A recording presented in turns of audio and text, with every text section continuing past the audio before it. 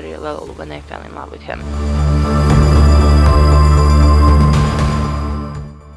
I was only maybe 3 or 4 years old, and he was 6. That is not, of course, the love they will tell stories about. It more looked like a love of a dog.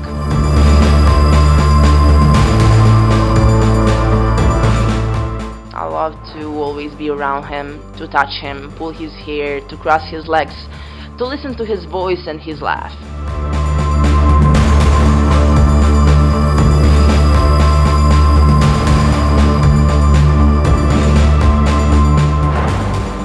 He didn't know what to do with this shadow that just didn't want to leave him alone. It would always circle around him.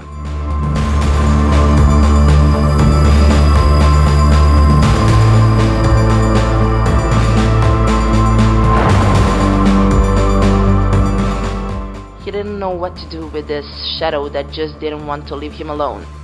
It would always circle around him, restrain him in this game, and because of it, his friends were making fun of him.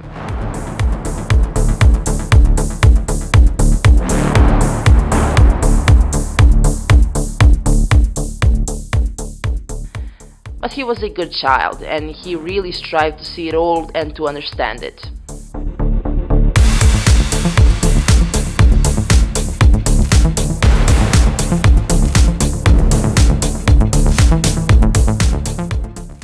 At the time, I lived in a big house next to his, and my parents helped his mom and dad. He knew all of that, and he treated me like his little sister. Sometimes when we were alone, he would look at my big blue eyes and hair that twisted into curls, and just smiled.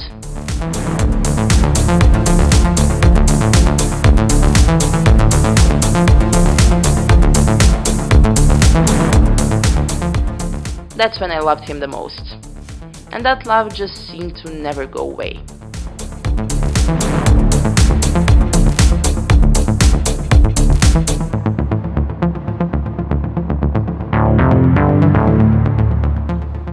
Time went by and I became a teenage girl, but I was still in love with him.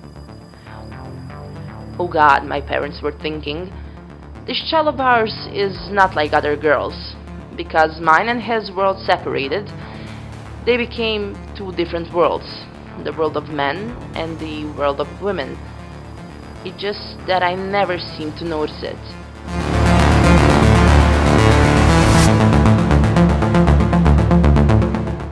I didn't care at all. I haven't noticed any changes on my body. I didn't set my limits for other people. I managed to keep my openness and curiosity that only young animals and little kids, by which everything must be sniffed, touched and bitten, and by which creatures and things divide into the boring ones and the ones that are meant to be played with.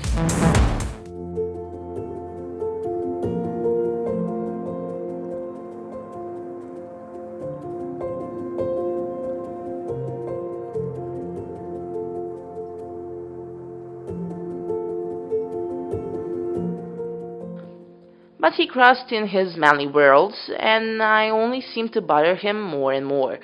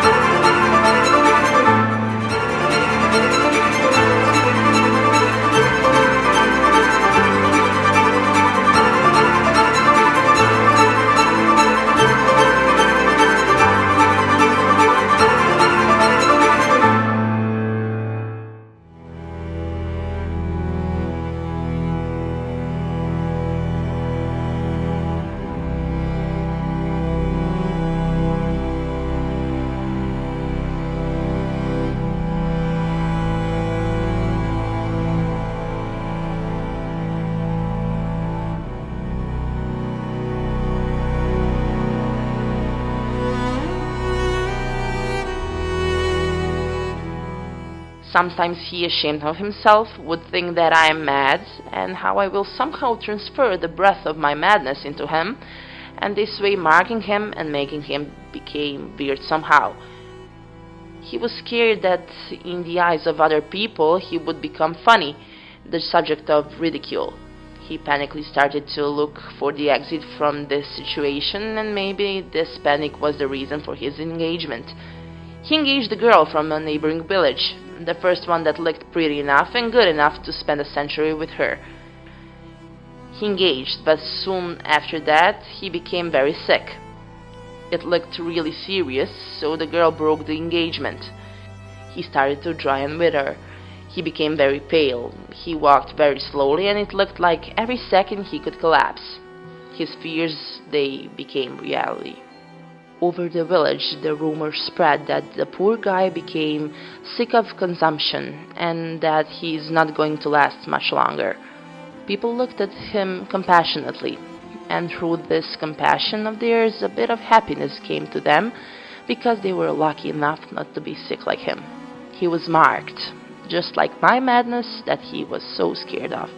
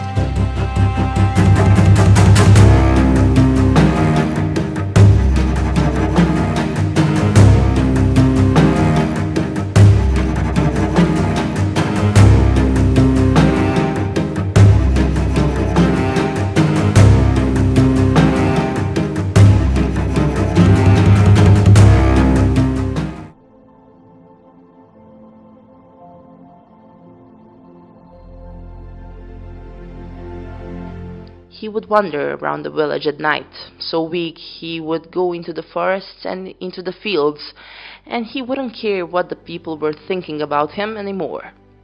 He wasn't worried about the consumption anymore either, because he wasn't sick. He just couldn't fall asleep. Well, he really wanted to sleep, but he couldn't fall asleep because as soon as he would, something would start to press him and choke him. It would start taking his breath, and he would suddenly from his bed fall into this cold darkness.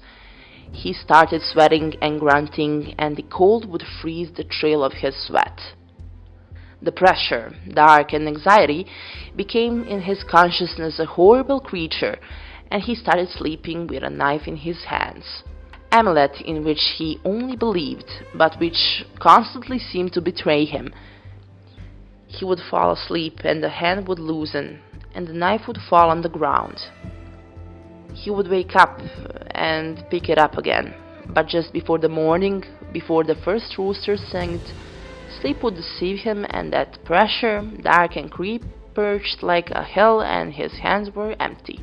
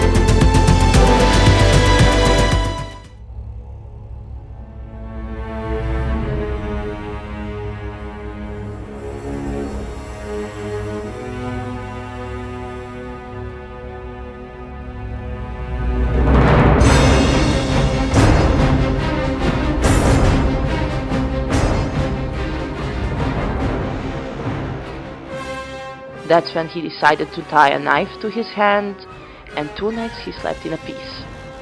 Truth be told, in the morning his hand would be swollen, but he thought that was a small price to pay. 3rd night he felt like his feet felt something very heavy. He got up and started waving and stabbing with the knife around him. Afterwards, exhausted, he went back to sleep. In the morning he woke up all bloody. He started touching himself and looking. There was no wounds. It was somebody else's blood, not his. It was somebody else's blood, not his. It was somebody else's blood, not his. Else's blood, else's blood, else's blood. It was somebody else's blood, not his.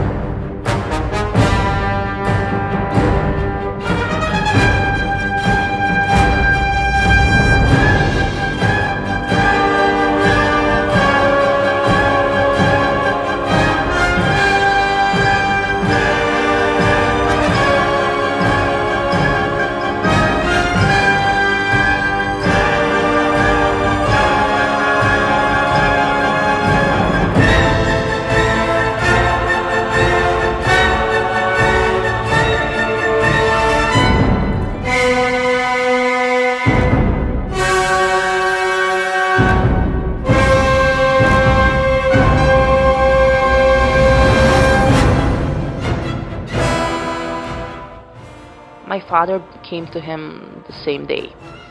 He said that they found me on the doorstep, all cut, and that I was lying down and he didn't know if I would survive. And he told him I wanted to see him. I had cuts all over my arms and face. I laid pale and withered.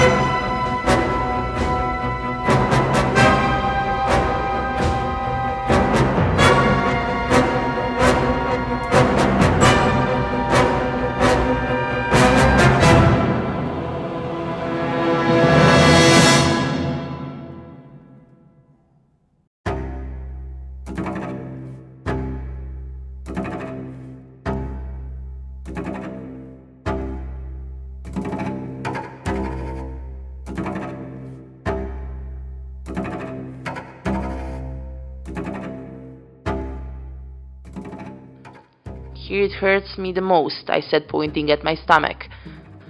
Bloodstains broke out from under the thick bandage. He holds my hand and watches my lips tremble and how I cry. He got up, wiped away my tears and kissed my forehead.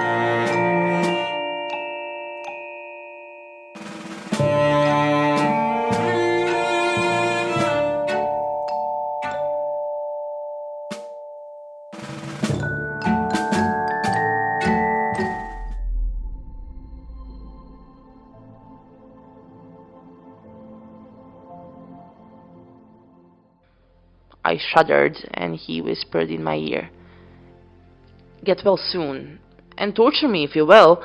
I will endure it."